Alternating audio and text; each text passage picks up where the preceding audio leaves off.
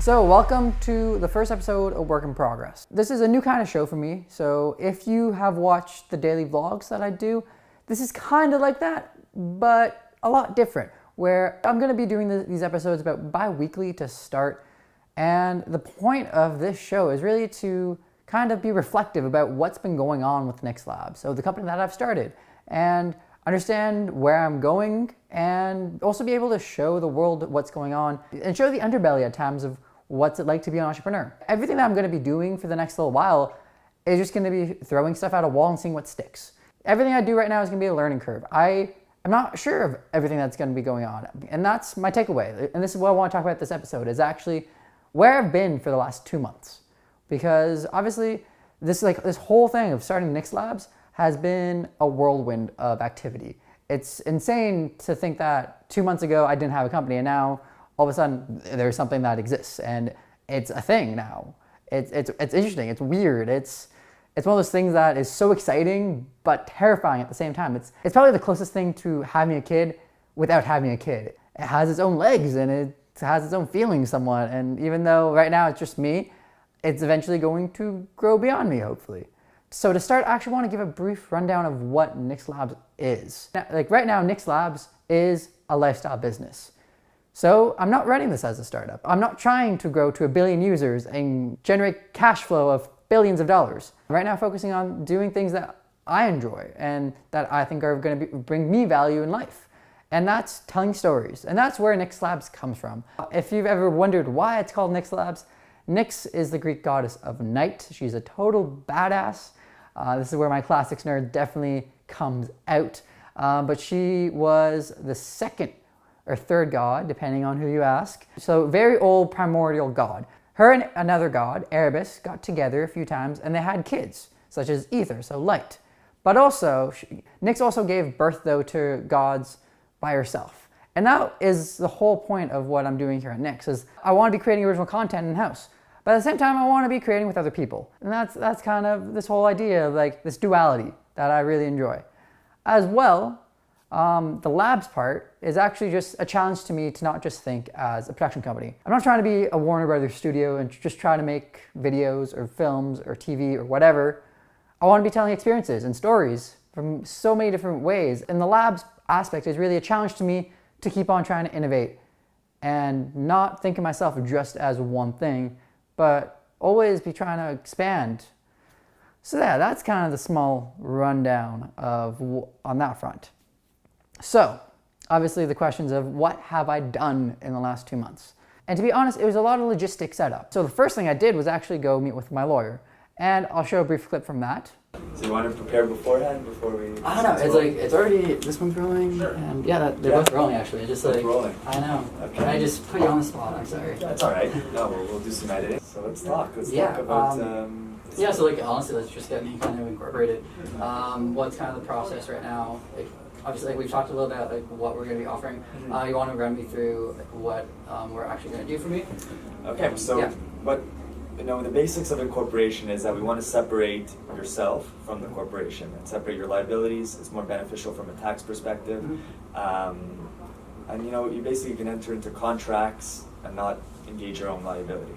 So that's what we want to do for you at this point. And I think you're ready, and you've described to me your journey and how you want it to go about it. So, we can get started on that. Awesome. So we'll eventually at some point hopefully have employees. Yes. I'm also looking though right now, obviously like with the model right now, like freelancers versus part-time. Just because like I have my own equipment, for example. Right. So I know that usually in freelance they have to be operating their own equipment. So I'm assuming that if I hire anyone on using my equipment, then they'd have to be part-time instead of freelancers. Well, essentially we can put whatever we want in this contract. If you want them to be independent contractors, obviously some of the laws governing that they won't have some of the benefits that the law provides for employees. so that would be the main difference. So. Well, actually, what would kind of be the difference? Just because like, I've never fully understood what the difference between like part-time I'm talking more in terms of employees versus independent contractors. And an employee, you're subject to the Act respecting labor standards. So there's certain laws that you must abide by, giving them certain vacations, sick leaves, maternity leaves, as opposed to an independent contractor or self-employed, where they're not benefiting from some of those laws. So those are the basic differences between the two. Also. So I think like that all sounds good. So like, what's the next step? Just like. The next step is we'll gather your information. We'll incorporate the company. And it's fairly simple. We'll put together your minute book. You'll come sign it, and you'll have a legal person in your name. Awesome. From here, we have a few options. Either you can fill out the forms online, or I can provide you with this. You can send this back to me, scan and send. We'll open the file with your the information. I can do it electronically. Just my handwriting is messy enough. Okay, so then I think it's best to do it online. Okay. In the meantime, if you'd like to take this, definitely. Just so you have an idea when you incorporate, this is the information we need. And if you need an explanation on any of the items, let us know what the class of shares mean. With the French version of name. Okay, that's required if you're registering in Quebec. You'll need this. But you said it's Nix Lab Media Inc. I'm looking at Nix Labs Co. A corporation. Okay, so you'll need to actually end it in Inc. An Inc. Yeah, for the Canadian purposes. Okay, so it'd be Nix Labs Inc. No, Nix Lab Media Inc. No, it'd be Nix Labs Inc. Well, this is the thing. There is Nix, which is a cosmetic company. It's just NYX. That's the only. I did a preliminary nuance search. Okay, so you did that. Can you send that to me as well, so we. Well, I just did the search. I didn't pay for the search, but I can show you it. But there's nothing that was Nix Labs. So that's why I assumed I was gonna be fine on that front. So it was Nix Labs Inc. I think that'll, we'll obviously, you might not need a French version of that name. Okay. Because it's a very gray area. I can't tell you yes or no, but once you submit the incorporation, it's possible. But to me, I feel like it would go through because it's not an English word. I mean, unless you had Nix space labs. Well, it is Nix space labs. Okay. So it'd be Le Laboratoire Nix Inc. We could. I guess so. Yeah. We could always do that. The lab. But so obviously you'll have that version, and then you'll have a version in another language, which will be the English version, which you can use. So that's the beauty of it. When you register in Quebec, you can use either one. Perfect. Maritime activities. Yeah, obviously as your sole shareholder and sole director, it's kind of easier. makes it easy. A lot of that is not applicable for you. What's the primary activity? Obviously, so it's going to be media for now. If that does change down the road, that's fine. That's for the purposes of the Quebec registration. We just have to choose a certain industry, and they're all it's numbered. Certain sectors are numbered, so it's just for public records. Obviously, I'm just because I'm one. You'll be president, president, secretary, and treasurer. Those will be your three titles. And incorporators, information. That's just Okay, perfect. It was really helpful because I sat down and then basically had someone else do the incorporation stuff for me so that I could focus on creating the content and creating everything else.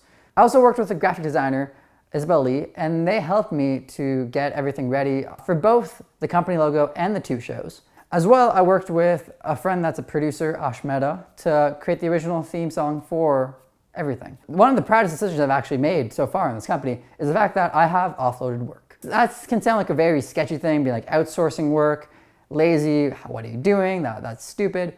But I think there's actually a lot of merit to doing that because you're bringing in other people's expertise.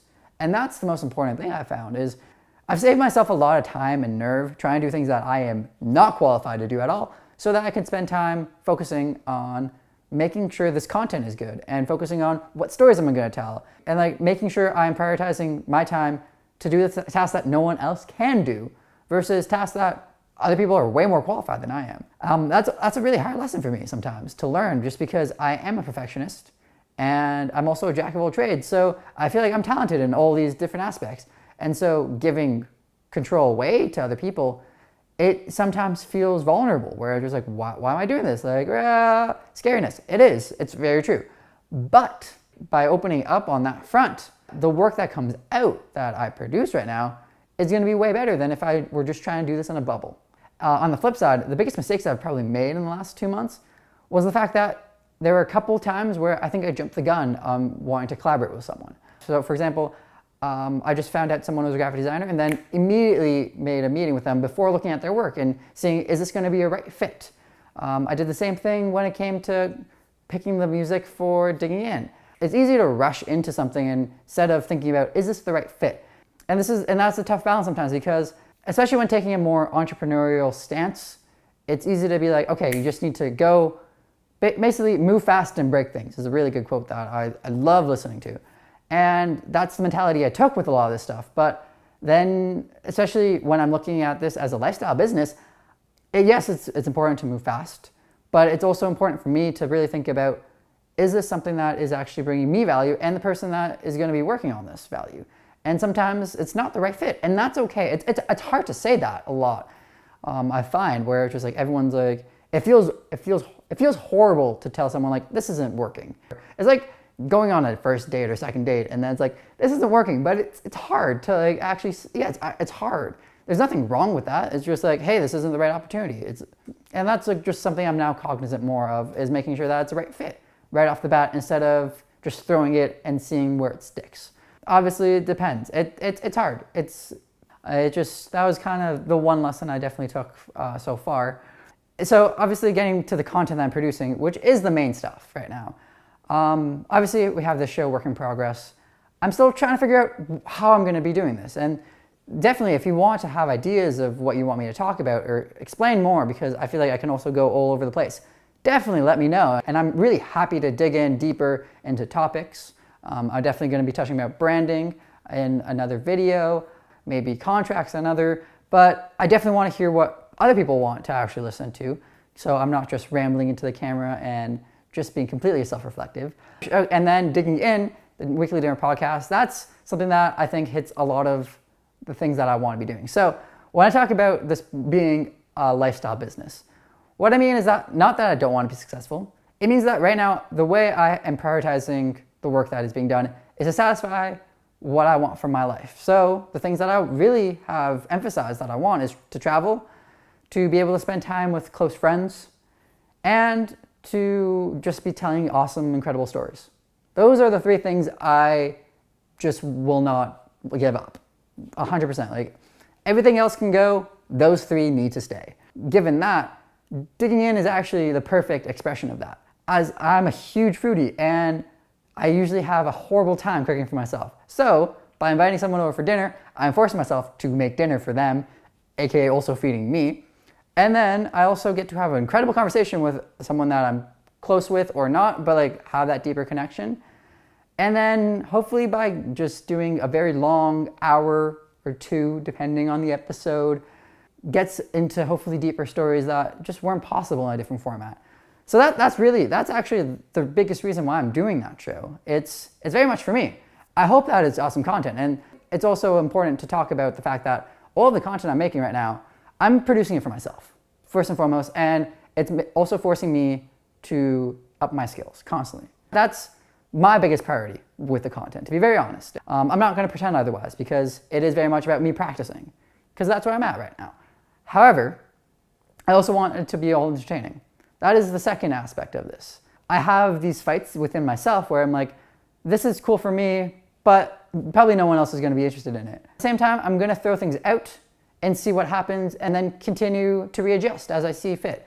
Yeah, and if a show picks up and I see there's interest for it, I'm going to try to make that more engaging. And that's where I'm at. Lastly, you might have noticed that I started daily vlogging again. That was actually also the push to be able to make more content for Work in Progress, because I was starting to feel really self-conscious about putting out the camera for big moments. So obviously I got my conversation with Legal Logic and I've like filmed a couple things, interactions here and there, but I realized to be more reflective, I want to have a deeper field of content to be able to pull from and talk about and have that backlog so that I can come into these recording sessions for Work in Progress and be able to pull things that actually happened.